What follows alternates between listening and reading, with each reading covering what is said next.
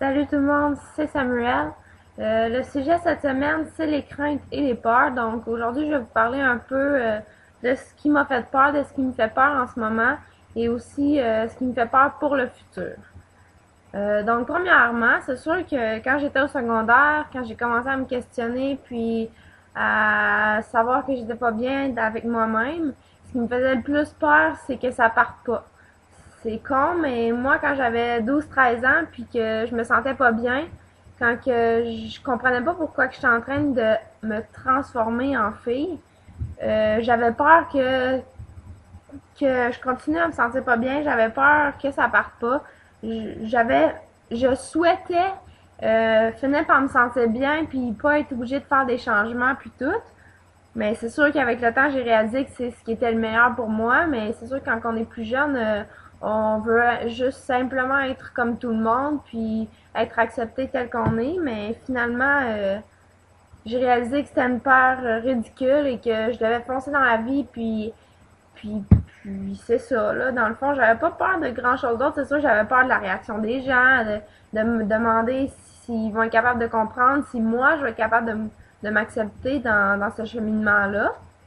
Mais après ça, j'ai vieilli, puis j'ai commencé à avoir peur plus tard quand que j'ai commencé à l'annoncer aux gens. J'avais peur de leur réaction, j'avais peur de perdre des amis. Je suis une personne qui a besoin d'être beaucoup entourée, donc ça me faisait peur de penser que d'être moi-même ferait en sorte que je perdrais des amis.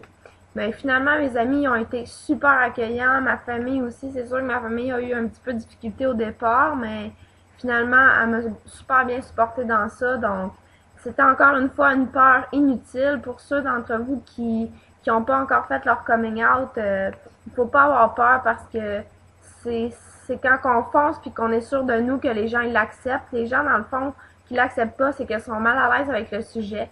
Ils comprennent pas parce qu'ils ont jamais entendu parler de ça. Donc, quand t'es confiant puis que tu sais où tu t'enlignes puis tu connais bien ton affaire, les gens ils sont plus à l'aise avec ça puis ils l'acceptent très bien. Donc, c'est ça pour ça. Présentement, mes plus grandes peurs, je vous dirais, c'est en ce moment, le 27 juin, dans pas très longtemps, j'ai mon rendez-vous avec mon endocrinologue. Donc, ce qui me fait le plus peur, c'est de ne pas être en santé. Je suis quelqu'un qui pèse pas bien gros, donc j'espère avoir un poids santé pour pouvoir avoir de la testo. D'après moi, si jamais je pèse pas assez, ils vont simplement me donner une plus petite dose. Mais ça, je peux pas vous le confirmer tant que j'ai pas rencontré mon médecin, c'est certain. Mais d'après moi, c'est comme ça va fonctionner. Donc, c'est ça qui me fait le plus peur, c'est le fait de penser que peut-être je pourrais pas avoir de testostérone. Il y a aussi dans ma famille, mon père il a fait un ACV, donc je sais pas si ça peut jouer sur ma santé, tout ça.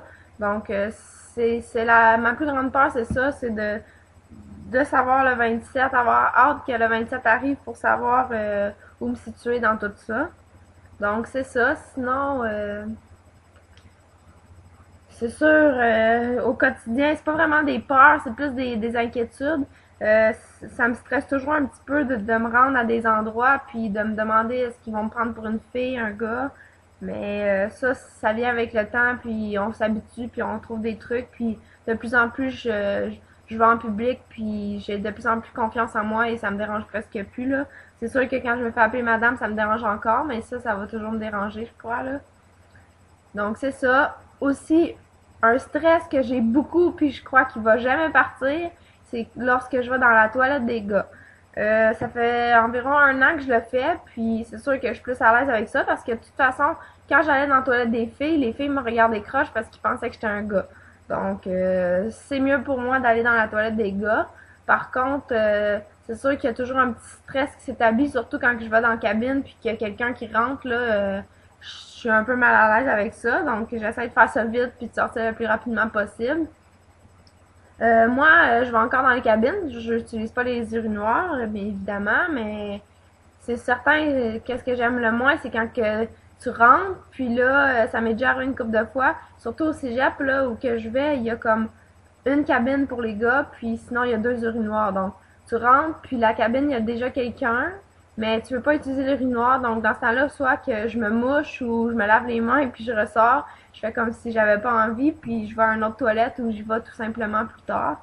Donc c'est ça. Mais un petit truc pour ça, c'est que j'essaie d'aller aux toilettes avant de partir, puis j'essaie d'y aller souvent à la maison au lieu d'y aller en public. Comme ça m'évite d'aller dans les toilettes publiques, mais des fois, il faut ce qu'il faut, hein. Donc c'est ça. Sinon, je crois que c'est pas mal tout pour mes peurs de présentement. Mes peurs dans le futur, c'est sûr, c'est tout ce qui englobe le changement de sexe. C'est sûr que les choses ils sont plus compliquées pour nous dans le sens, exemple, lorsque je vais avoir un enfant, ça va être plus compliqué. On va devoir adopter. Ma copine va devoir être enceinte par in vitro. Donc, c'est sûr que ça, c'est des cheminements qui sont plus compliqués que de juste faire l'amour et tomber enceinte, là. Mais je me dis que c'est pas si pire qu'un gars qui est né un gars puis il a des problèmes au niveau sexuel puis qu'il peut pas plus avoir du sperme fertile. Donc je me dis que ça peut arriver à n'importe qui puis que mon problème il est commun dans ce sens-là. Donc je me dis que un jour je vais être rendue là puis je vais choisir avec ça avec ma copine. C'est sûr que quand j'y pense, ça me stresse un petit peu, mais je me dis qu'il faut pas que je pense à ça tout de suite. Je suis pas rendue là, donc ça me sert à rien. Puis moi, c'est sûr que j'aimerais adopter au moins un enfant, mais je vais voir mon budget rendu là. C'est quelque chose qui est dispendieux, donc sinon, c'est sûr que je vais utiliser in vitro, mais c'est quelque chose qui me stresse. Sinon, pour mes craintes du futur, ben je suis pas vraiment stressée côté pour le changement de sexe. Je veux dire, c'est pas quelque chose qui me stresse dans le sens que rendu au futur, je trouve que je vais être déjà rendu dans ma transition, je vais être déjà rendu un gars, je vais être beaucoup avancée dans tout ça, donc je trouve qu'au quotidien, j'aurai pas grand stress, c'est pour ça que j'ai très hâte d'ailleurs. Mais c'est sûr que tous mes moments de stress, ça va être exemple quand que je vais aller en chirurgie si je décide de le faire, lorsque je vais aller en cours pour mon changement de nom. C'est des petites peurs que j'ai. Je trouve que c'est juste normal de stresser avec ça, de savoir c'est quand que ça va arriver, puis de savoir si ça va bien se passer.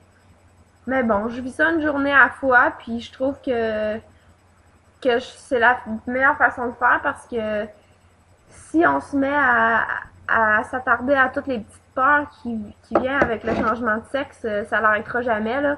Je parle par expérience, là. J'ai déjà été quelqu'un qui stressait beaucoup, qui pensait beaucoup trop aux détails, puis que chaque petit détail me faisait peur, me stressait.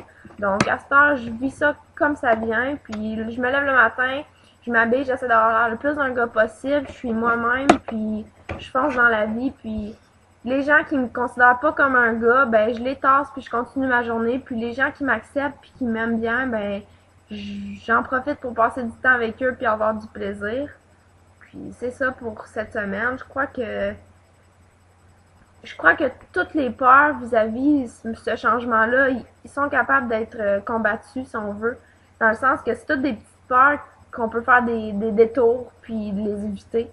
Je sais pas, j'ai un exemple. Exemple, la toilette de tantôt. Oui, ça me fait peur aller dans la toilette des gars parce que j'ai toujours peur qu'il y ait d'autres gars puis qu'il y ait un malaise. Mais gars, le détour, c'est d'y aller à la maison au lieu d'y aller en public. Donc, c'est toutes des choses comme ça qu'on peut éviter si on trouve des bonnes solutions pour.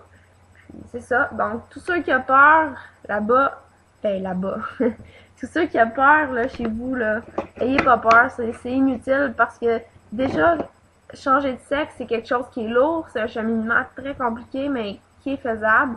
Donc, si en plus de ça, vous y ajoutez la peur et le stress, ça vous aidera pas à cheminer, puis vous allez pas vous en sortir gagnant. Donc, c'est tout pour cette semaine. Je vous souhaite une excellente semaine.